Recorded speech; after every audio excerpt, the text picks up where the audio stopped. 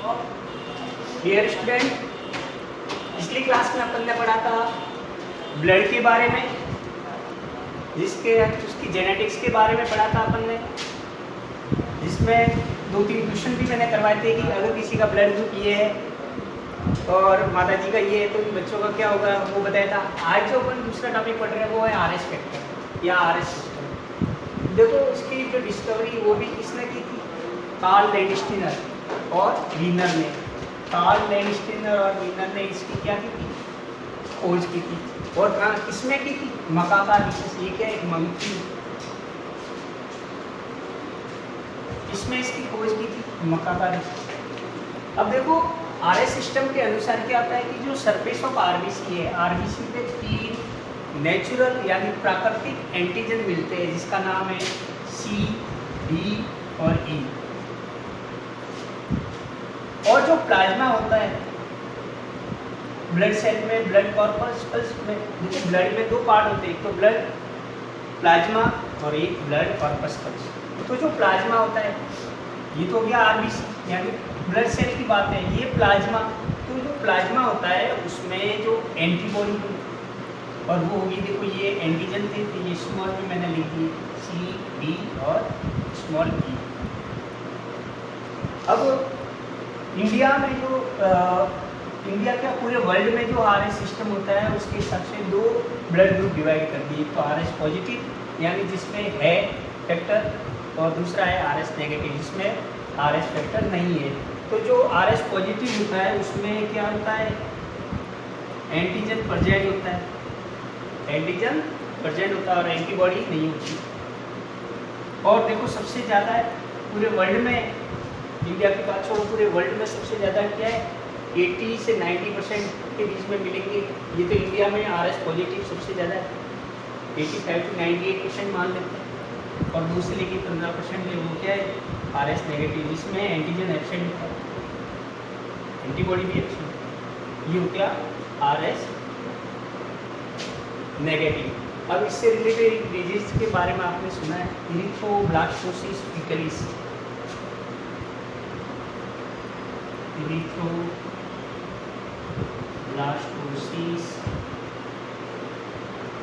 पिकलिस, इसके बारे में मैंने बता रखा है आगे वाले चैप्टरों में। जो ये बीमारी होती है इसमें जो मदर होती है, मदर का जो है ब्लड वो है आरएस नेगेटिव। और उसके मदर के जो एम्ब्रियो है यानी जो गर्भाशय में जो बच्चा पल रहा है वो अगर पॉजिटिव है तो क्या होगा, पहली डिलीवरी तो नॉर्मल हो जाएगी, पर सेकेंड टाइम में क्या हो जाएगा कि अगर डिलीवरी के वक्त अगर माँ और जो बेटी, माँ और जो ये बच्चा है, चाहे बच्चा हो या बच्ची हो, जिसका पॉजिटिव है माँ का नेगेटिव है, तो ये जो पॉजिटिव जो बच्चा है चाइल्ड, उसके जो ये देखो जो बच्चा गर्भ में पड़ रहा होता है तब एक प्लेसेंटा लगा हुआ होता है, एक नली होती है जिससे पूरा खाना, वेस्ट प्रोडक्ट और ब्लड सारा काम उस प्लेसेंटा के थ्रू होता है, प्लेसेंटा के थ्रू होता है, प्लेसेंटा के थ्रू होता है। अब जैसे उसका बर्थ होने के बाद इस प्लेसेंटा को काट दिया जाता है।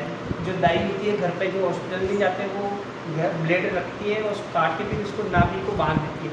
फिर आपने देखा होगा छोटा बच्चा उसकी नाभि थोड़ी फूली हुई होती है क्योंकि ये प्लेसेंटा काटने के बाद वहाँ बांध देते हैं, वो धीरे धीरे सील हो जाती है।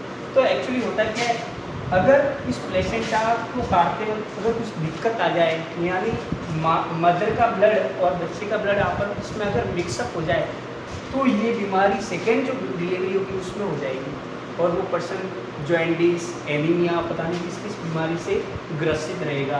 इसलिए सलाह दी जाती है कि अगर बाई चांस ये बीमारी हो जाए, इसके लिए वैसे एक इंजेक्शन लगाते हैं डिलीवरी के 24 घंटे में, एंटी RHD, ये इसका एक इंजेक्शन लगाया जाता है विदिन बर्थ के विदिन 24 आवर में, यानी आपको 24 घंटे में उसकी माँ के लिए इंजेक्शन लगा दिया जाता है ताकि जो नेक्स्ट टाइम हो तो उसमें ये ज़्यादा कॉम्प्लिकेशन नहीं आए। तो ये तो सारा था आरएस सिस्टम के बारे में। अब अपन नया टॉपिक पढ़ेंगे वो है ब्लड सर्कुलेशन। देखो नाम से ही पता चल रहा है, यानी सर्कुलेट करना, सर्कुलेशन होना। जो ब्लड है उसका पूरी सेल्स को मिलना जरूरी है। ब्लड है जो जैसे ये अपने लेग्स की सेल है, हाथ की सेल है, ब्रेन की सेल है, इन सबको ब्लड मिलना जरूरी है। और जो ब्लड होता है, ब्लड के साथ देखो किस किसका हार्मोन भी लेके जाती है, एक्सक्रीटरी मटेरियल भी लेके जाती है। जैसे आप लंग्स रेस्पिरेशन कर रहे हैं तो CO2 भी आ रही है, तो ये भी ब्लड वहाँ सेल को मिलेगा, नहीं तो वो सेल मर जाएगी। न्यूट्रिएंट्स हुए, हार्मोन हो गया, एक्सक्रीटरी मटेरियल, सारों का ट्रांसपोर्ट करते हैं सर्कुलेशन के थ्रू। अब देखो ह्यूमन में जो ब्लड होता है वो क्लोज टाइप होता है। देखो दो टर्म होती है, एक होता है ओपन टाइप ब्लड सर्कुलेशन और एक होता है क्लोज। जो ओपन होता है, ओपन जैसे कॉकरोच जो होता है उसमें जो ब्लड सर्कुलेशन होता है वो किस टाइप का होता है, ओपन टाइप, यानी जो ब्लड होता है डायरेक्ट फ्लो होता है विदाउट वेसल्स।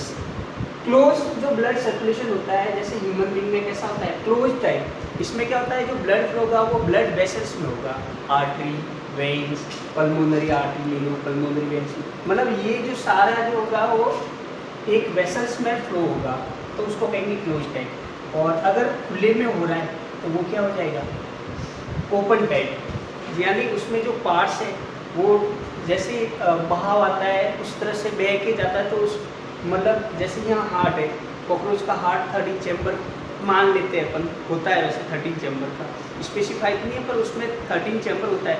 और वो बिल्कुल पीछे से पोस्टीरियर से एंटीरियर की तरफ जब फ्लो होता है तो जो ब्लड के अंदर वो हार्ट जो होते हैं वो डूबे रहते हैं। तो जैसे एक नदी जा रही है, नदी का फ्लो हो रहा है, उसमें से वो उसको एक साथ दिया जाए, ब्लड उसके कांटेक्ट में आ जाता है और वहाँ से वो अपने मटेरियल का एक्सचेंज या ट्रांसपोर्ट हो जाता है, तो वो तो हो गया ओपन टाइप। और ये है अगर ब्लड वेसल्स में हो रहा है तो वो हो गया क्लोज टाइप। अब देखो ब्लड सर्कुलेशन में आपको मेनली ब्लड के बारे में, यानी ब्लड का मेन रोल है, हार्ट का रोल है मेन, और ब्लड वेसल्स यानी आर्टरी और वेन्स, इनका भी मेन रोल है। ठीक है, ये तो हो गया क्लोज सर्कुलेटरी सिस्टम। देखो एक लिम्फेटिक सिस्टम भी होता है। लिम्फ जो होता है, लिम्फ एक लिक्विड होता है। लिम्फ ये क्या होता है, ये एक सपोर्टिंग सिस्टम है किसका, ब्लड सर्कुलेशन का।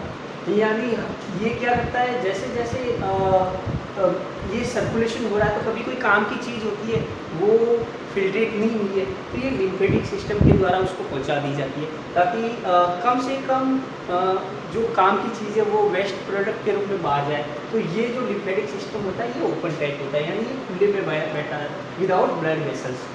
तो ये मेन पोर्शन है। उसके बाद आपका टॉपिक है हार्ट, जो कि सबसे अच्छा और इम्पोर्टेंट है। सबको इसके बारे में उसके बारे में कुछ ना कुछ नॉलेज होना चाहिए।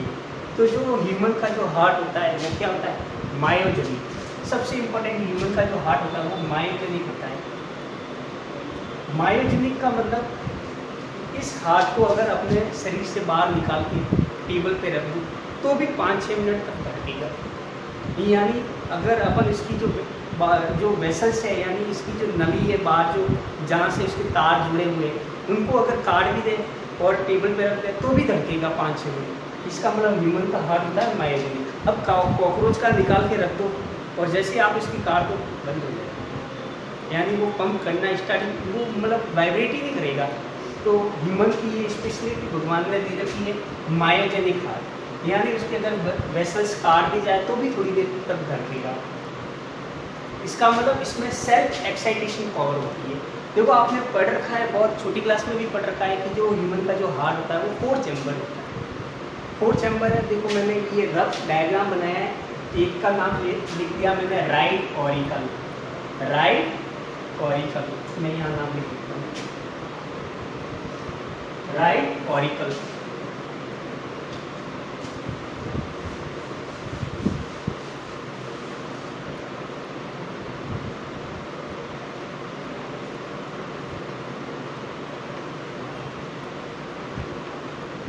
ये है राइट वेंट्रिकल,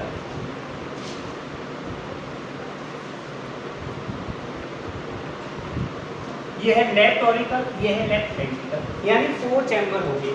अब देखो ये जो होता है, ये चैम्बर यहाँ पे एक सेप्टम होता है, इंट्रा ऑरिकुलर सेप्टम, इस आई इंट्रा ऑरिकुलर सेप्टम। ये एक्चुअली क्या बाहर से तो आपको नहीं दिखेगा, बाकी एम्ब्रियोनिक स्टेज में यहाँ पे एक छेद होता है, छेद, और उसका नाम है फोरामन ओवेलिस। आपने बहुत बार सुना है, कभी अखबार में भी सुना है कि बच्चे के दिल में छेद है, ये अपन ने सुन रखा है। वो एक्चुअली होता है क्या कि जब एम्ब्रियोनिक स्टेज यानी जब गर्भ में बच्चे का डेवलपमेंट हो रहा होता है, तो ये जो छेद होता है फोरामन ओवेलिस, ये नहीं भर जाए, ऐसा का ऐसा रह जाए, तो फिर ये ऐसा का ऐसा जो छेद बना रहे, तो कहते हैं कि बच्चे के दिल में क्या है, छेद है। अब देखो ये चारों चैम्बर में अलग अलग काम है। यहाँ पे कुछ वॉल्व लगे हुए हैं, जैसे ये जो वॉल्व है इसका नाम ट्राइकस्पिड वॉल्व, ट्राइकस्पिड वॉल्व, और यहाँ पे भी वॉल्व होता है, इसका नाम है बाइकस्पिड वॉल्व, बाइकस्पिड वॉल्व। दूसरा नाम है मिट्रल वॉल्व, मिट्रल वॉल्व, किसी भी नाम से पुकार सकते हैं। एग्जाम में ज़्यादातर मिट्रल वॉल्व ही लिखा जाता है। बाइकस्पिड है, यहाँ है ट्राइकस्पिड, यहाँ है बाइकस्पिड। यानी बाइकस्पिड कहाँ पे, between left auricle and left ventricle.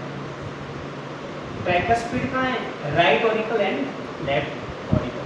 अब देखो ये चार चैम्बर मैंने बना दिए, जिसमें ये जो होता है यानी सर्कुलेशन जो होगा वो यहाँ से ब्लड इसमें इस वॉल्व के थ्रू प्रवेश करेगा। अब देखो यहाँ पे ये दो मैंने बनाए हैं बड़ी, एक का नाम है सुपीरियर वेना केवा और एक का नाम है इंफीरियर वेना केवा। यानी जैसे ये अपना जो हार्ट है, हार्ट से जो बिलो वाला पोर्शन है यानी बिलो एब्डोमेन, ये जैसे बिल्कुल नाक पैर की जो हड्डियाँ है, यहाँ से अगर आपको ब्लड लेके जाना है और उसको भी तो हार्ट के पास लेके जाना पड़ेगा, तो उसकी भी वेसल्स है। तो ये सुपीरियर वेना केवा यानी हार्ट से ऊपर वाला पोर्शन, जैसे मेरी आईज है, कान है, यहाँ से अगर कोई सेल्स यहाँ से जो मटेरियल लेके जाना है वेसल्स के थ्रू हार्ट तक पहुँचाना है, तो वो लेके जाती है सुपीरियर वेना केवा। और जो इंफीरियर वेना केवा होती है यानी इस हार्ट से जो नीचे वाले पोर्शन, जैसे यहाँ से नीचे वाला जो पोर्शन है, यहाँ से ये सारा पोर्शन कौन लेके जाता है, इंफीरियर वेना केवा। एक्चुअली होता क्या है, इन दोनों से ये क्या करते हैं, राइट एट्रियम या राइट ऑरिकल में ब्लड को ट्रांसपोर्ट कर दिया जाता है। यानी ये ऊपर से ब्लड ला रही है, ये शरीर के नीचे से ब्लड ला रही है और सीधे के सीधे किसमें ट्रांसपोर्ट कर दिया उन्होंने, राइट एट्रियम। ये कैसा ब्लड लेके आ रही है, डीओबी। डीओबी का मतलब होता है D oxygenated blood, D oxygenated blood, यानी ऐसा ब्लड जिसमें कार्बन डाइऑक्साइड हो और इम्प्योर ब्लड मान सकते हैं, इम्प्योर। अब यहाँ से जैसे आया इसमें बाद, जैसे ये एक्टिव हो गया तो फिर क्या करेंगे, ये वॉल्व खुलेगा तो यहाँ से इसमें ट्रांसपोर्ट होगा, यानी राइट एट्रियम से किसमें आ गया, राइट वेंट्रिकल। अब ये राइट वेंट्रिकल, यहाँ पे भी ब्लड क्या है, डीओबी। अब यहाँ से सीधा कहाँ जाएगा, लंग्स में। यहाँ हार्ट से ब्लड कहाँ जाएगा, सीधा लंग्स में। लंग्स में जाने के बाद वहाँ क्या हो जाएगा, उसका प्योरीफाई, यानी डीओबी से क्या हो जाएगा, वहाँ अपन ने पढ़ा था एल्वुलाई, जहाँ गैसेस का एक्सचेंज हो रहा था, मैंने उल्टे पील के बारे में बताया था, वहाँ हो जाएगा इसका डीओबी से किसमें हो जाएगा, ओबी। यानी अब क्या आ रहा है, ऑक्सीजन है, CO2 को हटा दिया, अब प्योर ब्लड आ रहा है, तो वो सीधा जाके किसमें डाल देगा, लेफ्ट एट्रियम में। और लेफ्ट एट्रियम से सीधा कहाँ आ जाएगा, लेफ्ट वेंट्रिकल। लेफ्ट वेंट्रिकल के लिए डोर्सल अयोटा होता है, डोर्सल अयोटा, इसके थ्रू क्या हो जाएगा, शरीर के different part of the body को ट्रांसपोर्ट कर दिया जाएगा। ये पूरा ना, ये वैसे बहुत ज़्यादा कॉम्प्लिकेटेड है पर मैंने रफली बता दिया। अब देखो इसमें ये जो बाहर की लेयर होती है हार्ट की, इसको कहते हैं पेरिकार्डियम। ये जो लेयर होती है इसको क्या कहते हैं, पेरिकार्डियम। और यहाँ एक लिक्विड भरा होता है जिसको कहते हैं पेरिकार्डियल फ्लूइड। यहाँ पे जो लिक्विड होता है, मैं यहाँ नाम लिख लेता हूँ, पेरिकार्डियल फ्लूइड, यानी ऐसा लिक्विड होता है जो पेरिकार्डियम की है यहाँ पे रहता है। ये क्या काम करता है कि जो एक्सटर्नल जर्क है, कोई झटका लग जाए तो उससे बचाना, ये काम करता है, कहीं नुकसान नहीं हो जाए हार्ट को। तो ये पेरिकार्डियल फ्लूइड होता है। वैसे कार्डियम जहाँ भी आ जाए सब रिलेटेड टू हार्ट, ठीक है।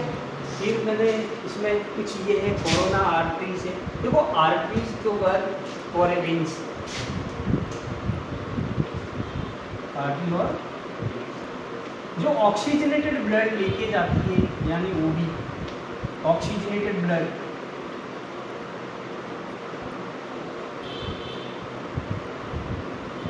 उसको कहेंगे आर्टरी। और बीओबी, डी ऑक्सीजनेटेड ब्लड है तो वो लेके जाती है वेन्स। पर आपको एक बात हमेशा ध्यान रखनी, कहीं पल्मोनरी आ जाए तो ये इसका उल्टा है। जैसे आर्टरी का काम क्या है, ऑक्सीजनेटेड ब्लड को लेके जाना, तो वेन्स का काम क्या है, बीओबी को लेके जाना। अब यहाँ पे मैंने पल्मोनरी वेन्स लिखा है, यानी ये क्या लेके जाएगी, ऑक्सीजनेटेड ब्लड। ये आपको क्या है ध्यान रखना है, यानी यहाँ डीओबी की जगह क्या हो जाएगा, ओबी। पल्मोनरी कहीं भी वर्ड आ जाए तो आपको ये ध्यान रखना है कि जो नॉर्मल जो काम होता है उससे ऑपोजिट काम करते हैं, क्योंकि इसको भी तो चाहिए, ये काम सबका कर रहा है तो इसको भी तो चाहिए, इनकी सेल को भी चाहिए, तो ये पल्मोनरी वाली इनकी सेल काम करती है। अभी ये इसको थोड़ा सा और आगे पढ़ेंगे नेक्स्ट क्लास में।